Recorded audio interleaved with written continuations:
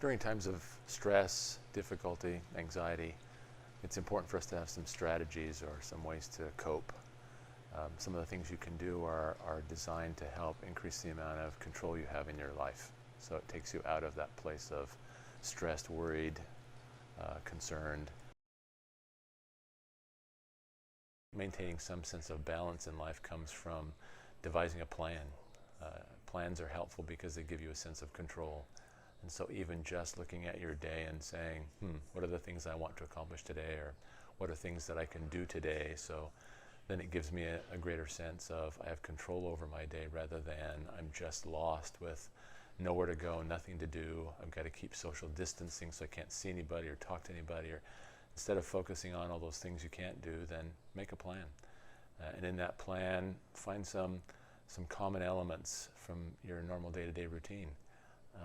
Build a nice, comfortable meal plan. Figure out an exercise routine. Watch something on TV that will guide you through an exercise, or download an app for mindfulness or meditation or something like that that can give you a little bit of something to do during the day. When we're off balance, things are unpleasant and uncomfortable emotionally. Stress tends to increase, and so just the mere action of bringing some balance into your life, which means really the pleasant, the meaningful, the fulfilling, the satisfying, those kinds of things, when they increase in our day, then it compensates for the challenges and pressures and the demands. Connection is one of the basic and probably one of the most important human needs. We need to reach out and connect and engage with people that we find fulfilling, enjoyable, reassuring. You know, those are great relationships. Some of us turn to God because, again, that's a place where we find peace. Some of us turn to a neighbor, a family member. Some reach up to a parent. Some gather up their children. There are lots of relationships like those that are restorative. Some of us are isolated, and we feel like we're alone and have no one. So maybe it's just a phone call or a text that does that.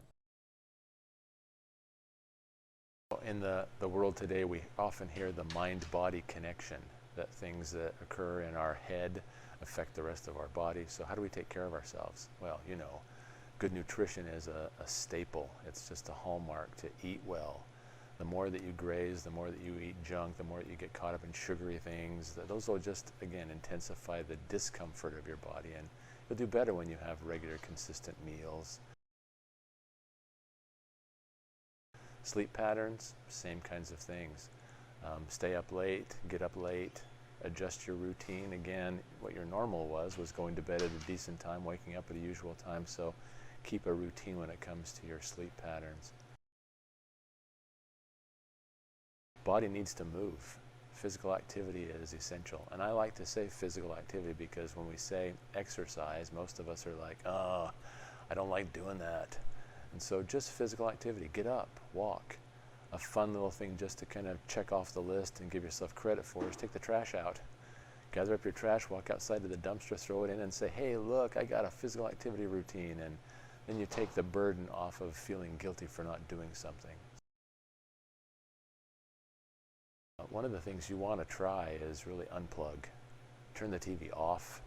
Take a break from your phone. Get away from social media. Get away from Twitter. Get away from those things where that information is just bombarding you.